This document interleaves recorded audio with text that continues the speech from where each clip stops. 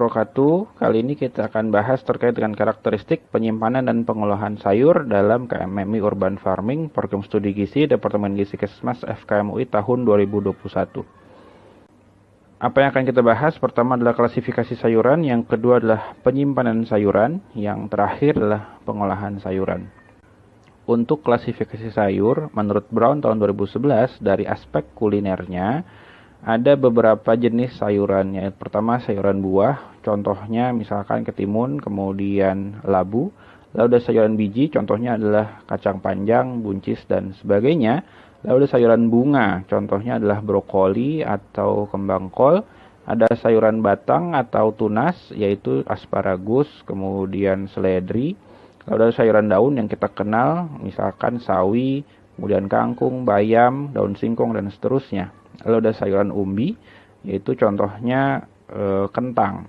Lalu ada sayuran akar, misalkan adalah wortel, dan ada sayuran bulb atau umbi yang berlapis, contohnya adalah bawang merah.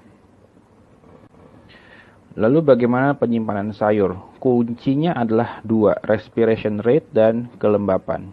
Makin cepat laju pernafasan atau respiration rate, maka akan semakin mudah terjadi penurunan kualitas. Dan yang kedua adalah semakin cepat hilang kelembabannya, maka sayur akan semakin cepat rusak. Maka kunci penyimpanan sayur adalah menurunkan respiration rate dan menjaga kelembaban. Bagaimana caranya?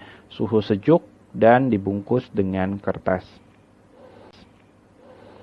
Lalu beberapa alternatif penyimpanan sayur, diantaranya pertama, ditempatkan di lemari pendingin. Ini dapat menyimpan sayur kira-kira 3 hari. Begitu, sayur dengan kandungan air yang tinggi itu lebih tidak awet disimpan di dalam kulkas.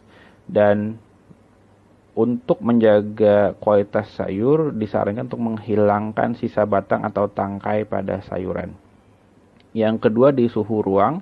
Ini cocok untuk sayuran yang belum matang sehingga bisa matang dengan sendirinya di udara terbuka. Dan yang terakhir adalah dibekukan. Cuma memang untuk dibekukan ini tidak banyak disarankan karena dapat merusak tekstur.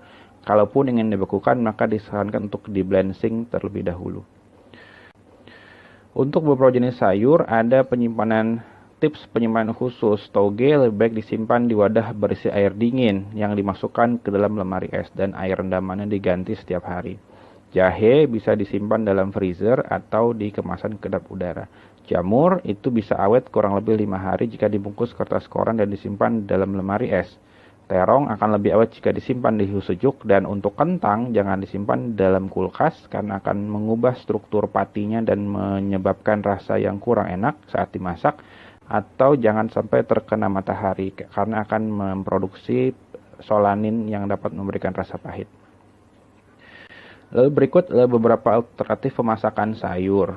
Pertama, misalkan dipanggang lalu di-blanching seperti yang dilakukan pada gado-gado. Lalu ada stir frying atau ditumis.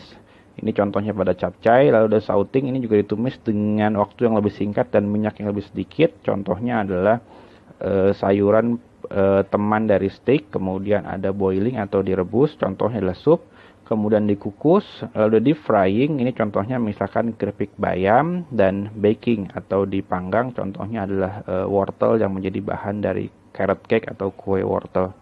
Lalu bagaimana tips pengolahan sayur? Disarankan dipotong dengan ukuran relatif seragam agar matangnya bersamaan dan mempercantik tampilan. Masak dalam waktu yang singkat untuk mempertahankan warna, tekstur, dan zat gizi.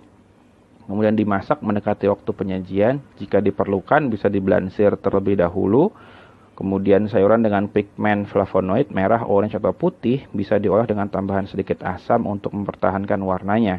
Dan saat mengolah menu dengan berbagai jenis sayur, maka masak dulu terpisah masing-masing bahan baru digabungkan agar matangnya sama. Dan berikut adalah bacaan yang bisa ditelusuri lebih lanjut untuk bisa mendalami seputar karakteristik penyimpanan dan pengolahan sayur. Terima kasih. Assalamualaikum warahmatullahi wabarakatuh.